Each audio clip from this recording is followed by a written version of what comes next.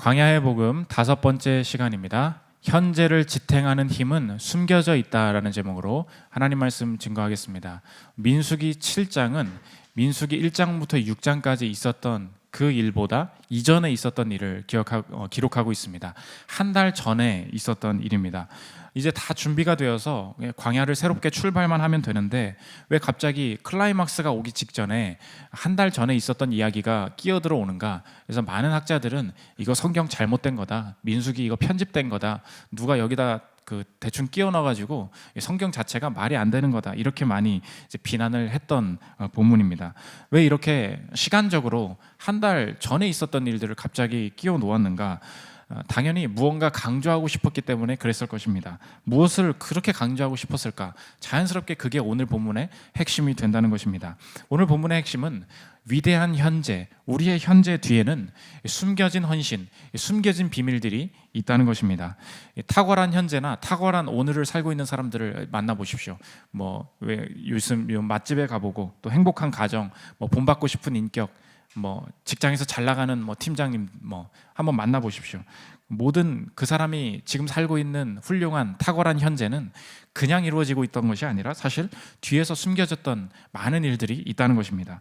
살아갈수록 우리의 삶의 현재가 보잘것없이 느껴질 때가 많이 있습니다. 나의 현재를 긍정할 수 있는 방법은 무엇이고 이 나의 현재 뒤에 얼마나 많은 보물들이 숨겨져 있는 것인지, 이 현재에 숨겨진 비밀을 살피는 시간 갖도록 하겠습니다. 3가지로 나눠서 살피겠습니다. 첫째로 숨겨진 헌신, 둘째로 숨겨진 리더십, 셋째로 숨겨진 약속, 이 3가지로 나눠서 살피겠습니다. 첫째로 살필 것은 숨겨진 헌신입니다. 오늘 본문은 민수기 1장에 나오는 이 인구조사보다 1개월 전에 있었던 이야기입니다. 그러니까 민수기 처음에 기록된 것보다 이전에 있었던 이야기를 쓰고 있다는 것입니다. 민수기 1장 1절을 보면 이거 날짜를 알려줄게 하면서 날짜가 기록되어 있습니다. 민수기 1장 1절 보십시오. 이스라엘 자손이 애굽 땅에서 나온 후 둘째 해 둘째 달 첫째 날에 여호와께서 시내 광야 회막에서 모세에게 말씀하여 이르시되, 이제 출애굽을 했을 때를 이제 기점으로 삼아서 2년 2월 1일 이때부터 시작된 기록이다 쭉 했단 말이에요. 그러니까 이걸 기억하십시오. 2년 2월 1일. 그래서 이게 민수기 시작입니다. 근데 이제 지금 쭉 넘어갔잖아요. 날짜 지났는데 7장, 오늘 7장에 한 달 전으로 돌아갑니다. 7장 1절에 그 날짜가 나옵니다. 오늘 읽었죠. 모세가 장막 세우기를 끝내고, 여기까지 딱 읽으면 돼. 이거 이제 그냥 그 성경을 가지고 계신 분들은 이거에 밑줄을 그어놔야 됩니다. 모세가 장막 세우기를 끝내고 이때 있었던 일이라는 거예요. 그럼 모세가 도대체 장막을 언제 세웠습니까? 보면 출애굽기 40장 17절에 이렇게 나옵니다.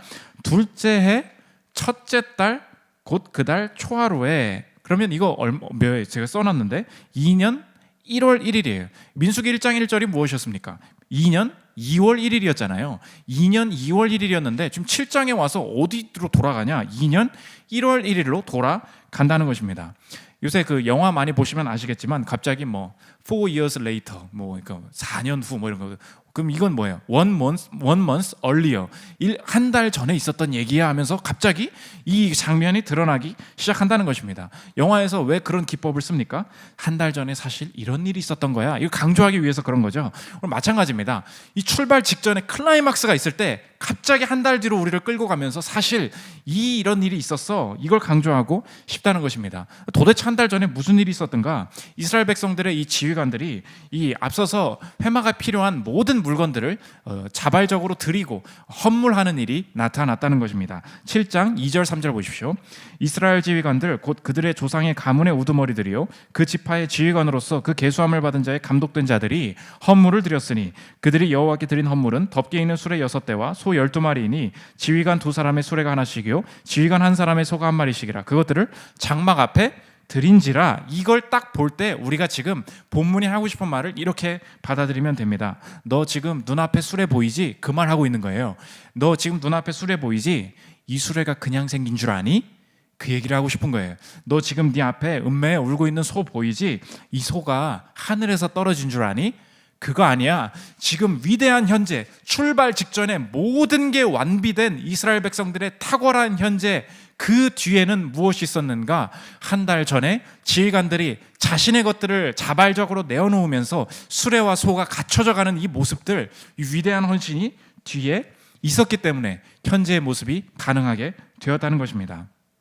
이 본문에서 출발 직전에 이 한 달 전 얘기를 꺼내들면서 강조 효과를 극대화하고 싶은 것이 무엇인가? 오늘 제목과 같습니다. 우리의 현재는 거저 주어진 것이 아니라는 거예요. 우리의 현재가 지탱되고 유지되는 이 힘은 다 숨겨져 있다는 것입니다. 숨겨진 헌신, 숨겨진 지도자, 숨겨진 어떤 사람들의 어떤 희생이 있었다는 거예요. 이 사람이 근본적으로 태어날 때부터 죽을 때까지 자신의 인생에 갖게 되는 성향이 있는데, 나 자신이나 누군가의 현재에 대해서 하찮게 여기는 마음들이 다 있습니다. 그냥 현재가 그냥 이루어진 줄 알아요. 현재가 그냥 대충 하면 살면 저렇게 되는 줄 알아요. 감사하지 못하는 마음, 교만한 마음, 그것 때문에 이 현재의 만족스러운 모습이 있지 않다 보니까 현재를 부정하면서 다 무너진다는 것입니다. 사춘기 자녀들을 두신 분들도 있었을 것인데, 저도 이제 사춘기가 있었죠. 사춘기 때 이 청소년을 지탱하는 유일한 힘은 무엇입니까? 부모예요. 부모가 지금까지 이끌었고 부모가 이 현재를 지탱해내고 있습니다. 근데 사춘기 때 깨닫게 되는 게 무엇입니까?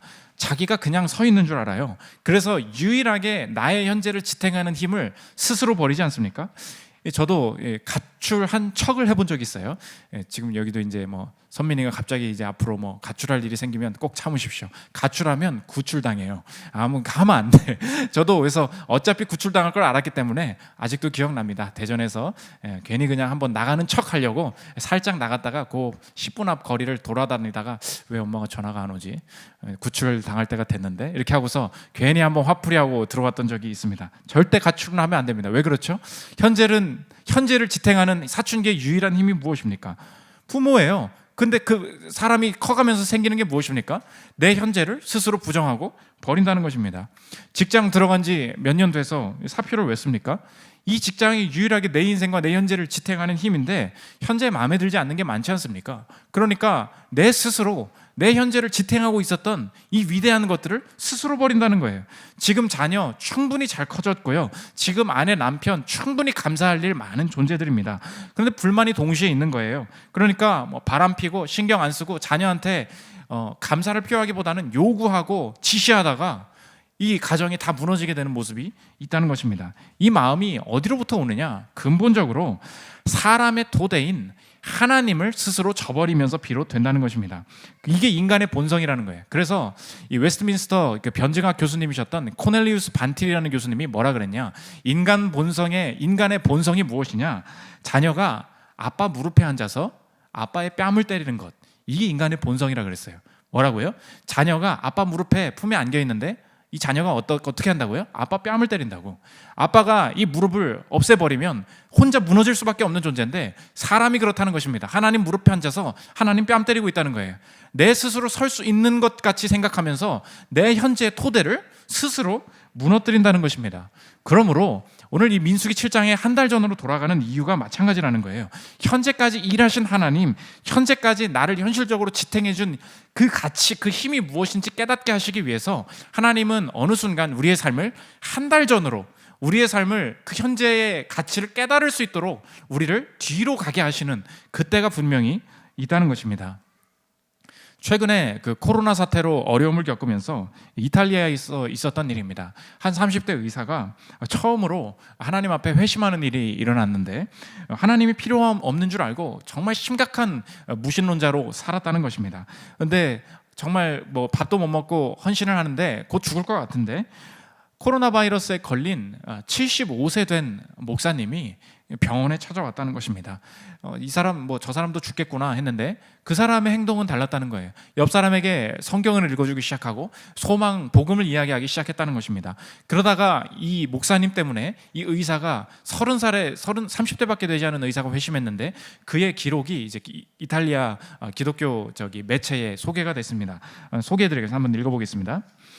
병원까지 성경을 들고 온 그는 죽어가는 이들의 손을 잡아줄 뿐 아니라 그들에게 성경을 읽어주곤 했다. 우리가 처음 그의 말을 듣는 시간을 가졌을 때만 해도 모두 그저 피곤함에 눌리고 낙담한 의사들이었다. 한낱 인간인 우리들은 매일 수많은 이들이 죽어나가는 이 상황에서 더 이상 아무것도 할 수 없는 한계점에 이르렀다. 그 다음이에요.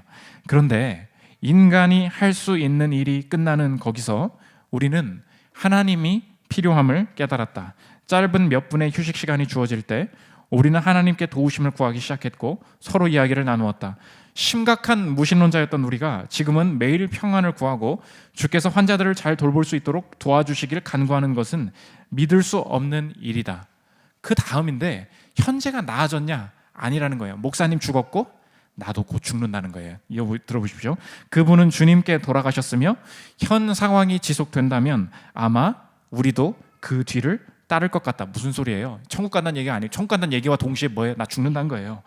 나는 6일째 집에 가지 못했고 언제 마지막 식사를 했는지도 모르겠다. 지금 이 땅에서 무력함을 깨닫지만 나의 마지막 호흡까지 다른 이들을 도울 수 있기를 원한다.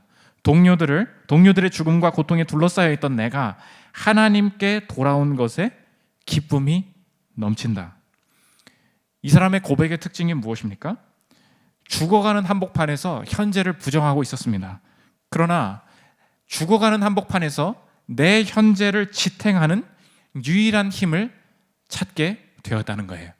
지금까지 현실적인 문제, 돈의 문제, 진학의 문제, 진로의 문제, 건강의 문제가 중요한 거지 추상적인 신앙이 무엇이 중요한가 생각했는데 신앙을 버리고 나니까 내 현재를 해석할 수 있는 지탱하고 있었던 힘, 고통을 해석하는 힘, 이 고통 중에도 긍정할 수 있는 힘이 내가 없었구나, 현재가 무너져 버렸음을 그때 깨닫게 된 것입니다. 이 의사 죽어가는 한복판에서도 소망을 찾았어요. 언제 이것이 가능한가?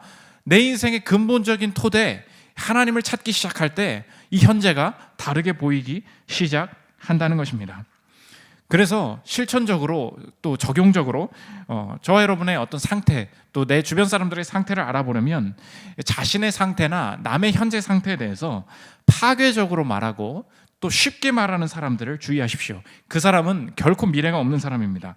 우리가 평소에 이런 얘기 많이 하지 않습니까? 이렇게 직장에 대해서 평가하죠. 이렇게 월급 받고 돈 벌어봐야 소용없지 뭐. 이거 해서 뭘 살 수 있겠어.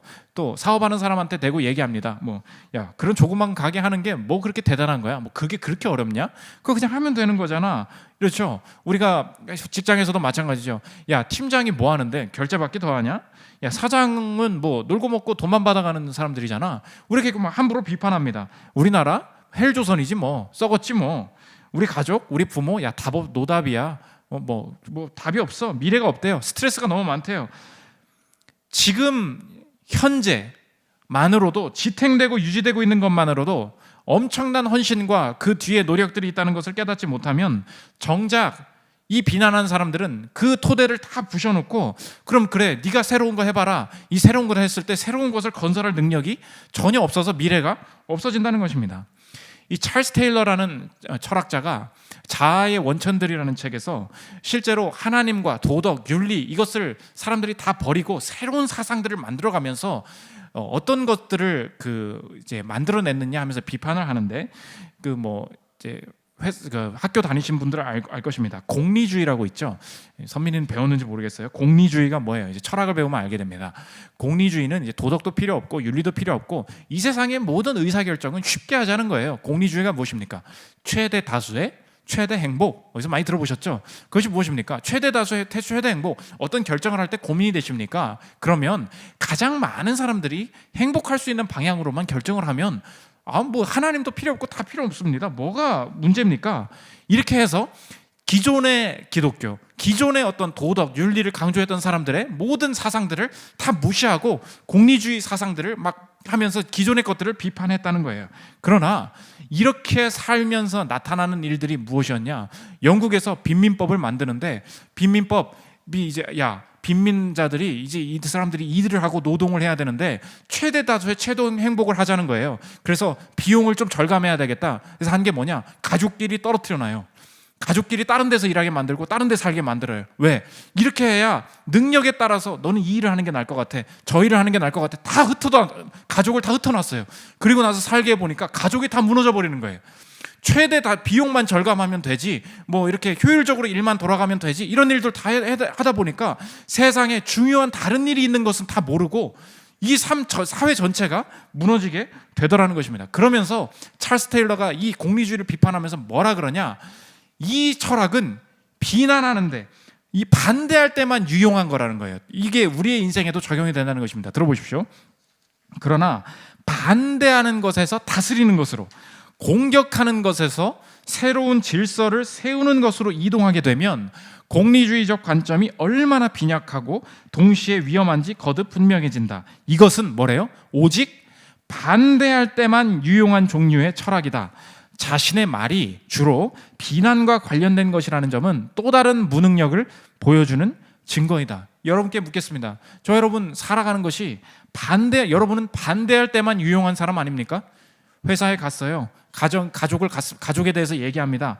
상대 단점만 먹고 살아요. 가족의 안 좋은 점만 먹으면 그게 대화의 주제예요.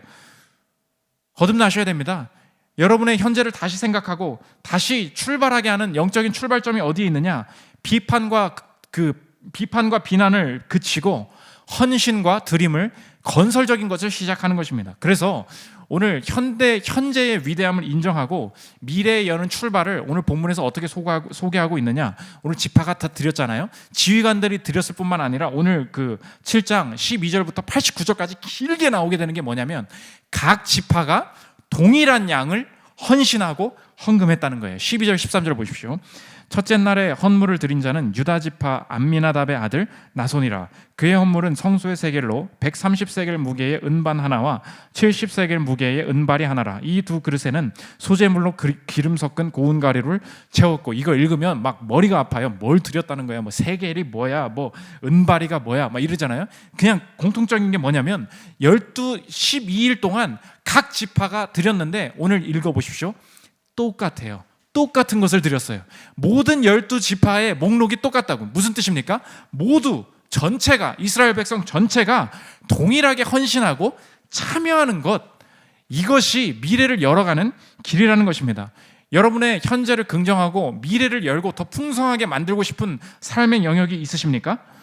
비난과 비판을 그치고 참여해 보십시오. 헌신해 보십시오. 거기서부터 뭔가를 세워나가는 것이 얼마나 힘든 일인지 알게 될 거예요. 지금까지 사업하는 사람들 뭐 저렇게 재능이 없고 뭐 함부로 사업하니까 다 망하는 거지, 함부로 비판하면서 살았던 사람들 직접 이제 퇴직하고 사업 한번 시작해 보십시오. 10원을 남기는 것이 얼마나 어려운 일인지, 무언가를 세워나가는 것이 얼마나 실패와 위험으로 가득 찬 일인지 세워가 보면 안다는 거예요. 직장 들어가기 전에는 그냥 뭐 월급 받아서 뭐 하냐 비판했어요. 근데 직장 들어가서 5년 10년 해 보십시오. 이 월급을 계속 받으면서 내 실력을 증명해내고 뭔가 살아나가면서 뭔가 사람들한테 의견을 조율하는 일이 얼마나 어려운 일인지 건설하고 참여해보면 깨닫게 된다는 것입니다. 교회 이 조그만 데서 누가 전도하고 뭐 설교하고 이 교회가 하나로 세워져 가는 것, 뭐 대형 교회도 많고 뭐 교회 아무나 세우면 되는 거 아니야? 헛소리 하지 마십시오. 그렇지 않습니다. 비판적이고 시니컬한 태도, 현재를 무너뜨린다는 거예요. 한번 교회에 참여해 보십시오. 헌금해 보십시오. 리더를 맡아 보십시오. 한 영혼을 챙기고 한 영혼을 예배의 자리로 이끄는 것이 얼마나 이 현재가 그냥 이루어지지 않았다는 것, 수많은 사람들의 기도와 헌신과 관심이 있었다는 것, 그때 알게 된다는 것입니다. 여러분이 직접 참여한 것은 쉽게 비판하지 못할 거예요. 하나님께서 여러분에게 미래를 여시는 길이 무엇인가 참여하게 하실 것입니다. 살리고 싶으신 곳에서 하실 일이 무엇인가 가정에 힘을 쓰게 하실 거예요. 헌신하게 하실 거예요. 내가 참여한 곳, 건설하기 시작하는 곳에서 내 미래가 활짝 열리게 된다는 것입니다. 이게 하나님께서 강조하고 싶으셨던 내용이라는 거예요. 두 번째 살펴볼 것은 숨겨진 리더십입니다. 한 달 전으로 돌아가서 숨겨진 헌신들이 이렇게 있었어, 이걸 강조한 다음에 두 번째로 무엇을 강조하느냐, 뒤에 또 무엇이 숨겨져 있었는가. 이 이스라엘 백성의 위대한 출발, 위대한 현재 뒤에는 훌륭한 리더십과 그 리더십을 인정하는 훌륭한 팔로워들이 있다는 것입니다. 민수기 8장의 이야기인데 레위인들이 하나님 앞에, 당신들은 회막 앞에서 하나님 앞에 구별되어 일하는 존재입니다. 이 레위인들이 드려지는 모습입니다. 그런데 한번 생각해 보십시오. 나는 레위인이 아니에요. 일반 백성이에요. 그러면 저 같은 사람들은 이런 생각 많이 할 것 같아요. 자 이제 레위인은 하나님 앞에서 회막에서 일하겠다. 뭐 하나님 뭐 그렇게 했어요. 그러면 근데 나는 뭐 괜히 그럴 것 같아요. 우리를 대표해서 회막에서 일한다고? 내가 네 뽑았냐? 너만 레위냐?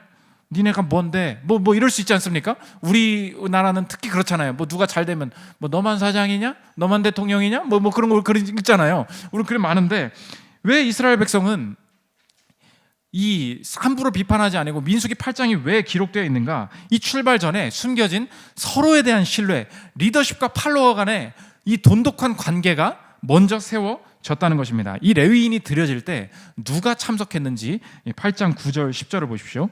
레위인이 회막 앞에 나오게 하고 이스라엘 자손의 온 회중을 모으고 레위인을 여호와 앞에 나오게 하고 그 다음 뭐라 그래요?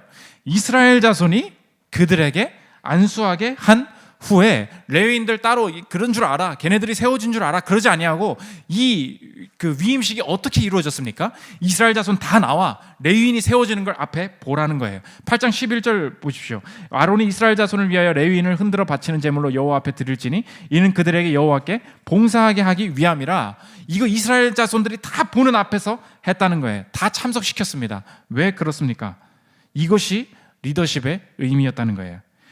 당신이 우리를 대표하는 것, 하나님 앞에서 우리를 대표하는 것을 인정합니다. 이 관계에 대한 면밀한 동기부여와 서로에 대한 신뢰가 있었다는 것입니다. 그러므로 현재가 지탱되고 있었던 숨겨진 힘은 무엇이었나? 서로 간의 바른 신뢰 관계에 있었다는 거예요. 가정이 언제 무너지는지 아십니까? 남편이 아내를 욕하면서, 교회에서 아내가 남편 욕하고 다니면서 시작됩니다.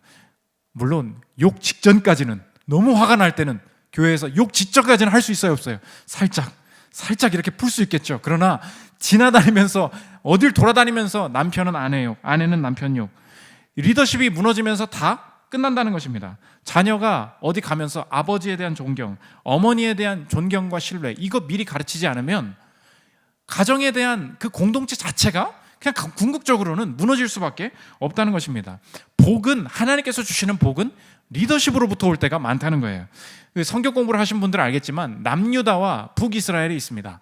이 남유다와 북이스라엘의 왕정의 이 차이가 무엇이었습니까?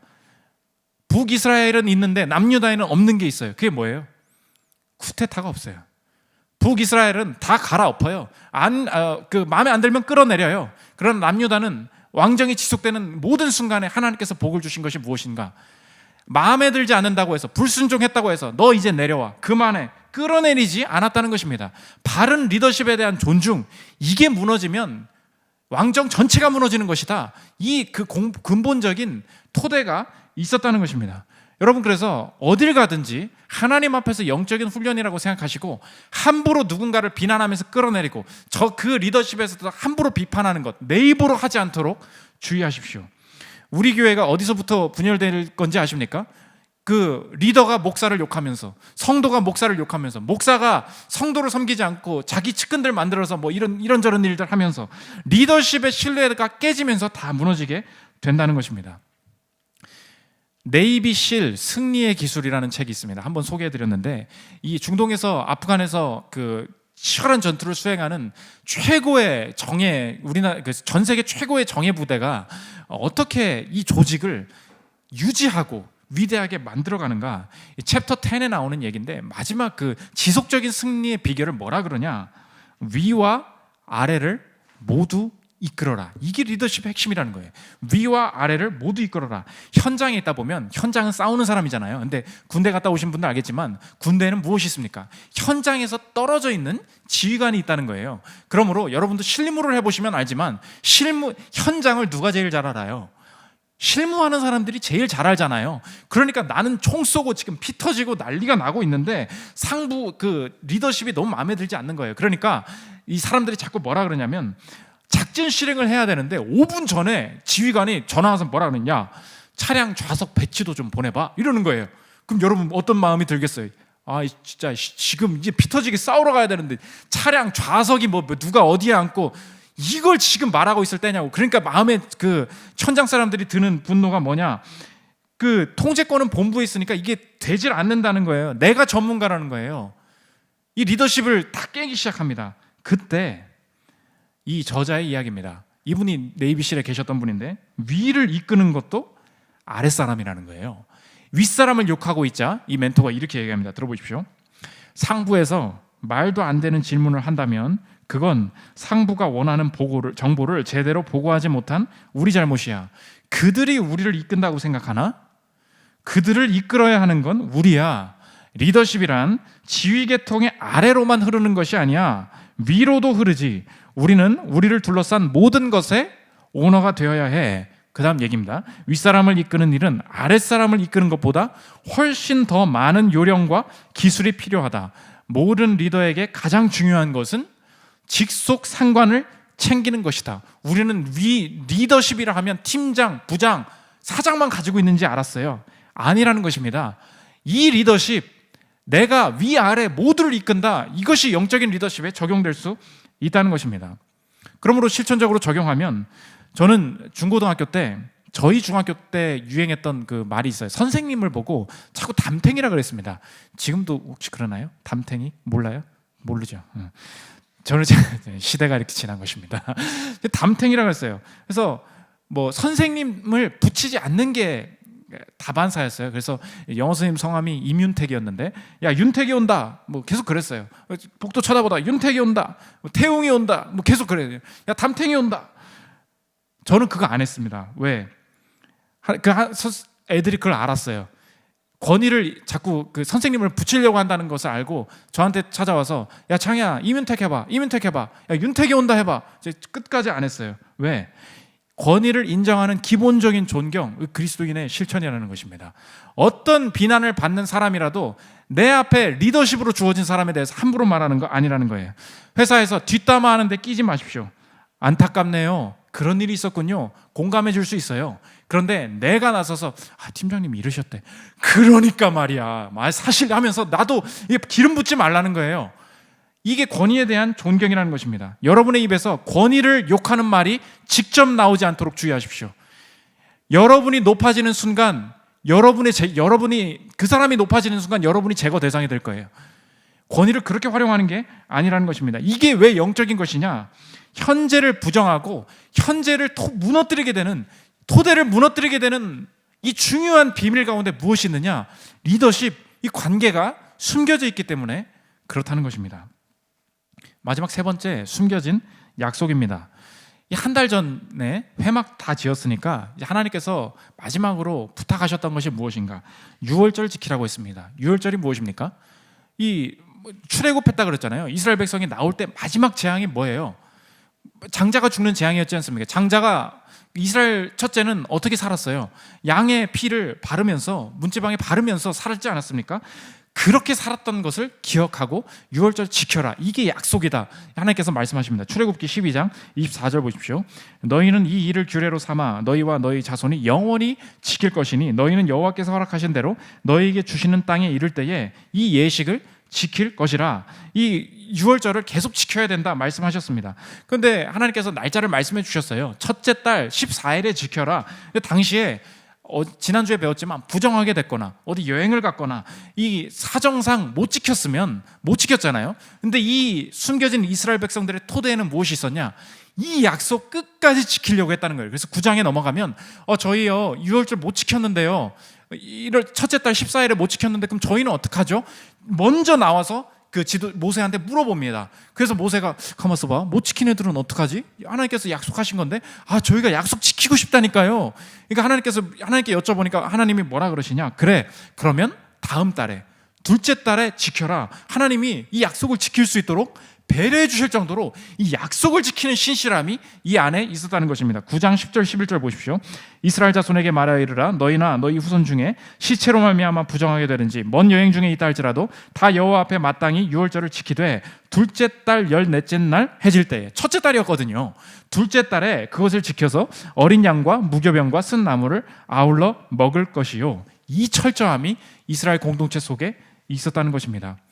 헌신도 좋고 리더십도 좋은데 이스라엘 백성의 현재를 지탱하는 근본적인 게 오늘 나오고 있어요.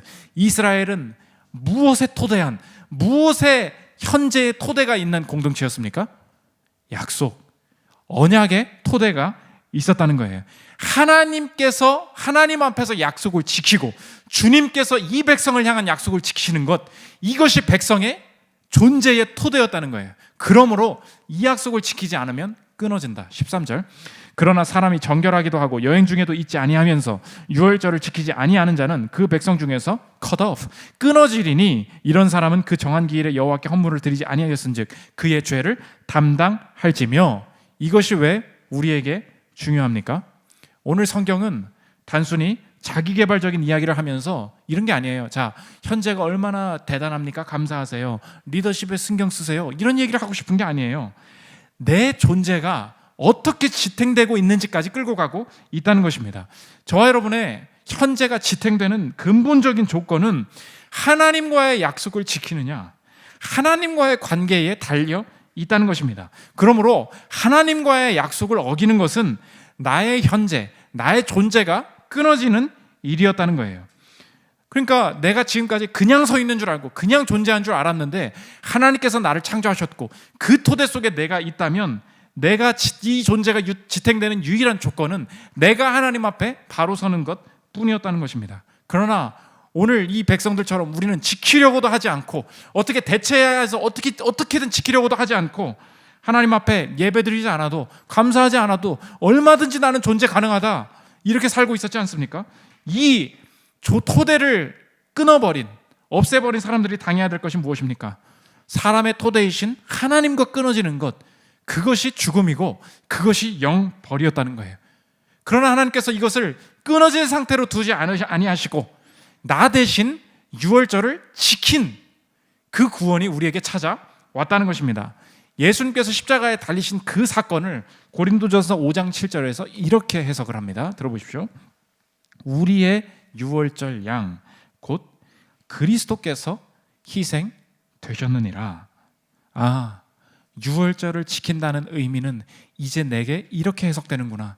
이스라엘 백성들은 하나님과의 약속을 지키는 것이 존재의 기반인 사람들이었는데 그들은 하나님 앞에 약속을 지키려고 노력했고 하나님께서는 이 백성에게 신실하셨구나. 그러나 나는 하나님께서 죄에서 건져주셨음에도 불구하고 약속에 하나님의 말씀에 신실하지 못했으나 주님은 그 상황 속에서도 우리를 신실하게 구원하셔서 예수 그리스도를 유월절 어린 양 그 피값으로 다시 유월절을 지키게 하시면서 나를 하나님의 약속을 받기에 합당한 자로 신실하게 일하셨구나. 그러므로 나는 내가 신실하지 못했음에도 여전히 신실하신 하나님의 약속 안에 그 토대에 있는 자이구나. 이것을 확신하게 된다는 것입니다. 나는 약속을 지키지 못했으나 그는 여전히 약속을 지키셔서 내 모든 상황들 속에서 그의 복을 주시기로 약속한 분이시구나.